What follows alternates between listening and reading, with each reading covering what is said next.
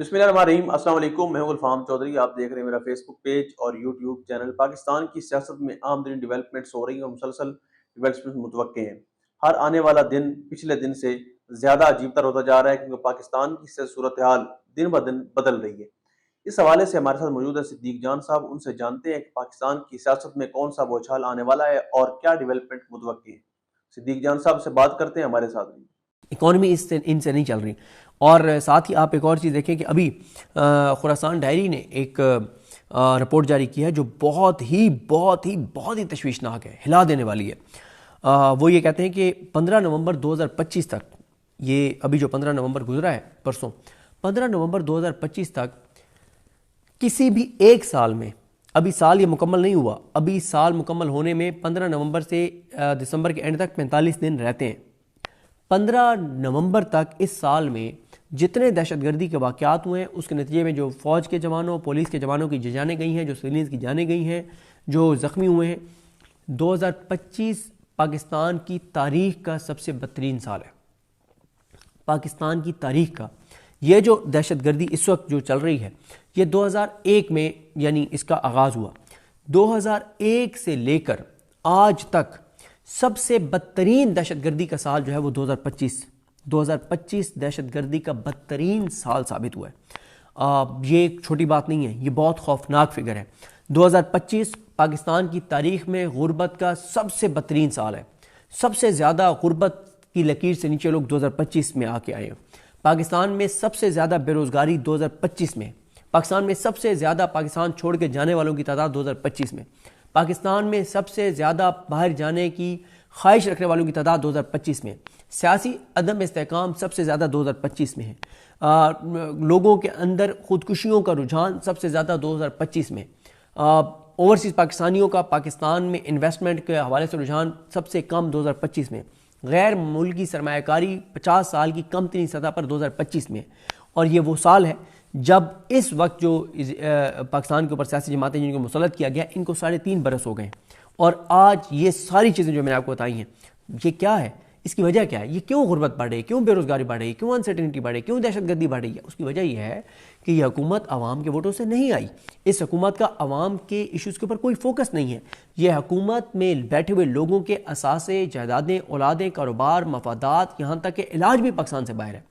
تو اس لیے جب ان کو پاکستان کی فکر ہی نہیں ہے، جب یہ پاکستان کے اصل ایشوز پہ ان کی توجہ ہی نہیں ہے، تو پھر یہی ہوگا جو انہوں نے 27 آئینی ترمیم کے ساتھ کیا ہے۔ میں جلدی آپ آگے چلوں گا، میں نے آگے چل کے آپ کو ذرا بتانا ہے۔ علامہ راجہ ناصر عباس صاحب وغیرہ نے ایک بڑی خطرناک بحث چھیڑ دی ہے، بلکہ اس پہ ایسے کریں گے کہ اس پہ نا ہم اس خطرناک بحث پہ چلے، ہم الگ سے بات کریں گے کیونکہ ڈیوریشن بہت طویل ہو جائے گا۔ لیکن لوگوں کے اندر نا یہ احساس بہت گہرا ہو رہا ہے کہ اس حکومت کے اندر نہ انسانیت ہے نہ احساس ہے۔ اور اس میں ایک چیز جو مصطفیٰ نواز کھوکھر صاحب نے بتائی ہے کل، کہ یہ جو دھماکہ ہوا تھا ادھر جوڈیشل کمپلیکس کے باہر جس میں 12 لوگ شہید ہوئے تھے، اس دن ان کی پوری توجہ اس دن بھی 27ویں آئینی ترمیم پہ تھی، اور اس دن سے لے کے اب تک کوئی حکومتی شخصیت ان غریبوں کے گھروں میں نہیں گئی جن میں جو 12 میں سے 8 بائکیں چلانے والے شہید ہوئے ہیں۔ اور محمود علی چغیری صاحب نے کہا کہ ایک ووٹ کے لیے 26ویں اور 27ویں آئینی ترمیم میں انہوں نے 90 کروڑ روپیہ دیا ہے، اور غریب کا وہ جو گھر کا واحد کفیل بائکیں چلاتے ہوئے جو شہید ہو گیا ہے، ان کو 1 لاکھ روپے بھی حکومت نے نہیں دیا۔ اور آپ کو پتہ ہے انہوں نے یہ کنجر خانے کا پروگرام کروایا بھی F9 پارک میں، وہاں پہ ناچ گانے کا انہوں نے پروگرام کروایا۔ میں کنجر خانہ اس لیے کہہ رہا ہوں کہ پھر ٹھیک ہے آپ موسیقی کے پروگرام کروائیں، آپ کا اپنا مسئلہ ہے، آپ عوام کے ٹیکس کے پیسوں سے آپ کروانا چاہتے ہیں، آپ کروائیں، بالکل کروائیں، لیکن میں اس کو کنجر خانے کا پروگرام اس لیے کہہ رہا ہوں، کنجر خانے کا پروگرام اس لیے کہہ رہا ہوں کہ آپ کو یہ احساس نہیں ہے، آپ کے دل میں یہ درد نہیں ہے، آپ کے اندر یہ انسانیت نہیں ہے کہ ابھی ان شہیدوں کی قبر کی مٹی خشک نہیں ہوئی۔ آپ یہ جو کروڑوں روپے آپ نے F9 پارک میں اس ناچ گانے کے پروگرام پہ خرچ کیا، یہ آپ ان غریبوں کو دے دیتے۔ وہ 8 بائکیا والے جو ڈیلی کا 500 سے 1000 روپے بچاتے تھے اور کماتے تھے، آپ نے ان کے گھروں میں جانے کی آپ کو توفیق نہیں ہوئی، ان کو 1 لاکھ روپے دینے کی توفیق نہیں ہوئی، آپ نے کروڑوں روپے جو ہے وہ F9 میں اس موسیقی کے پروگرام پہ لگا دیا۔ یہ چیزیں عوام میں بہت غم و غصے اور نفرت کا سبب بن رہی ہیں، اور لوگوں کے اندر یہ احساس بہت پختہ ہو رہا ہے کہ ہمیں نکلنا ہوگا کیونکہ اب یہ حکومت لوگوں کو سمجھ آ گئی ہے کہ جو کچھ یہ کر رہی ہے وہ عمران خان کے خلاف نہیں ہے، وہ پاکستان کے خلاف ہے، لوگوں کے بچوں کے خلاف ہے، لوگوں کے خلاف ہے، آنے والی نسلوں کے خلاف ہے۔ دیکھیں میں آپ کو عرض کروں کہ کچھ اور اپڈیٹس میں آپ کو بتا دوں کہ جو آئینی عدالت ہے اس نے کل سے کام شروع کر دیا ہے، یعنی سوموار کے دن سے۔ محسن اختر کیانی صاحب والا کمرہ جسٹس امین الدین خان کو دیا ہے۔ اس سے بڑی شرمندگی رسوائی کیا ہو سکتی ہے کہ آپ پاکستان کی سب سے بڑی عدالت اب آئینی عدالت ہے، اس کے آپ چیف جسٹس ہیں، اور آپ کو ہائی کورٹ کے دوسرے نمبر کے جج کے کمرے میں جگہ ملی ہے، آپ کو جسٹس ڈوگر نے اپنا کمرہ تک نہیں دیا، آپ کو شریعت کورٹ نے اپنی عمارت نہیں دی، اور اس کے لیے اب جگہ ڈھونڈی جا رہی ہیں۔ شاید اسلام آباد ہائی کورٹ کو واپس بھیج دیا جائے G10 اور یہاں پہ آئینی عدالت قائم کر دی جائے اسلام آباد ہائی کورٹ کی بلڈنگ میں۔ اس کے بعد جی ایک بینچ تھا جسٹس امین الدین خان کا، ارشد شاہ اور علی باقر نجفی کا، اور کوئی ایک بڑا حکم آئینی عدالت جاری نہیں کر سکی۔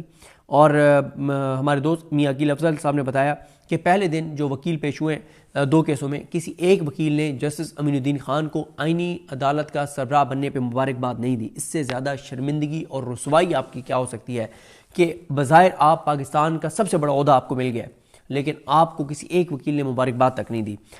کل جج جسٹس ارشد حسین شاہ جو ہیں انہوں نے حلف اٹھایا ہے، لیکن ان کے حلف میں میڈیا کو نہیں جانے دیا گیا، اور ان کے حلف میں جو وکیل گئے ان میں سے ایک ایڈوکیٹ افتخار گیلانی جو بزرگ ہو گئے ہیں کافی، لیکن اس سے آپ اندازہ لگائیں کہ ہماری جو کئی لوگ ہیں وہ کس حد تک کمپرومائزڈ ہیں اور کس حد تک ذاتی مفادات کی خاطر وہ کس حد تک چلے گئے ہیں۔ کیا اس سے ان کو لوگوں کی محبتیں ملیں گی یا لوگوں کے سینٹیمنٹس وہی ہوں گے جو اس نظام کے بارے میں؟ ایڈوکیٹ افتخار گیلانی صاحب سے متی اللہ جان صاحب نے پوچھا اس ترمیم کے بارے میں، انہوں نے کہا پارلیمنٹ نے کیا، پارلیمنٹ بالادست ادارہ ہے۔ ان سے پوچھا انہوں نے کہ کیا یہ جعلی اسمبلی نہیں ہے؟ انہوں نے کہا مجھے کیا پتہ یہ جعلی اسمبلی ہے یا نہیں ہے۔ پھر انہوں نے کہا کہ 2024 کے الیکشن پہ بھی وہ کہتے ہیں مجھے کوئی اعتراض نہیں ہے، اور وہ کہتے ہیں تایات استثناء پارلیمنٹ دے سکتی ہے۔ متی اللہ جان صاحب نے کہا کہ یہ بتائیں کہ جسٹس ارشد حسین شاہ جو ہیں ان کے بارے میں بتایا جاتا ہے کہ ان کے طاقتور حلقوں کے ساتھ کوئی رشتہ داری ہے، تعلق ہے؟ انہوں نے کہا مجھے نہیں پتہ، حالانکہ وہ ارشد حسین شاہ صاحب کی دعوت پہ وہ اس تقریب میں آئے تھے۔ پھر ان سے انہوں نے پوچھا متی اللہ جان صاحب نے کہ ان کا کوئی ایک ان کی عدالتی کریئر کا کوئی ایک فیصلہ بتا دیں جو آئینی تشریح کے اوپر انہوں نے ارشد حسین شاہ نے کیا ہو، کیونکہ یہ چیف جج رہے جو سپریم اپلیٹ کورٹ ہے GB کی، اس کے کوئی ایک ان کا آئینی تشریح کا فیصلہ بتا دیں جس کو ڈسکس کیا جاتا ہو یا جو قابل ذکر ہو۔ تو آگے سے کیا کہا افتخار گیلانی صاحب نے؟ انہوں نے یہ نہیں کہا کہ نہیں دیے ہوں گے مجھے پتہ نہیں ہے، انہوں نے کہا اچھا ٹھیک ہے انہوں نے تو کوئی نہیں دیا، باقی نہیں دیا، باقی جو جج ادھر آئینی عدالت میں بیٹھے انہوں نے کون سے دیے ہیں؟ آپ اندازہ لگا لیں۔ اب یہ لوگ امین الدین خان اور یہ سارے جنہوں نے اپنے پورے وکالتی کریئر میں کبھی آئینی کیسز کیے نہیں ہیں، وہ اب آئینی عدالت کے سربراہ بن کے آئین کی تشریح کریں گے۔ اللہ کی شان، اللہ کی قدرت، اللہ تعالیٰ رحم کرے پاکستان کے اوپر۔ اس کے بعد ناصر اقبال صاحب اسد ملک صاحب کے ساتھ بلاگ میں موجود تھے۔ ناصر اقبال صاحب سپریم کورٹ کے سب سے سینئر جو 2-3 ہمارے اس وقت جرنلسٹ ان میں سے ایک ہیں، یہ ناصر اقبال صاحب، سہیل خان صاحب جو دی نیوز والے ہیں، اور غلام نبی یوسفزئی صاحب، عابد علی حنین صاحب، یہ بڑے پرانے رپورٹرز ہیں، اور بھی بہت سارے ہیں لیکن یہ کچھ نام میں نے آپ کو بتائیں۔ ان سے اسد ملک صاحب نے پوچھا کہ آپ نے کبھی ان کو ایز اے وکیل دلائل دیتے ہوئے دیکھا ہے کہ کیسے تھے ایز اے وکیل جسٹس ارشد حسین شاہ؟ تو ناصر اقبال صاحب جی بالکل، جس طرح سے آپ نے سنا کہ صدیق جان صاحب نے پاکستان کی سیاسی ڈیولپمنٹ کے حوالے سے اہم ترین حقائق ہمارے سامنے رکھے اور بتایا کہ اس وقت کون سی کمپرومائزڈ قیادت ہے جو عمران خان صاحب کی پیڑ میں جھولا گھوم رہی ہے، اور پاکستان کی دیگر سیاسی جماعتوں کا اس وقت سیاست کے اندر کیا کردار ہے۔ اب تک کے لیے اتنا ہی، اپنے میزبان کو اجازت دیجیے۔ پاکستان زندہ باد۔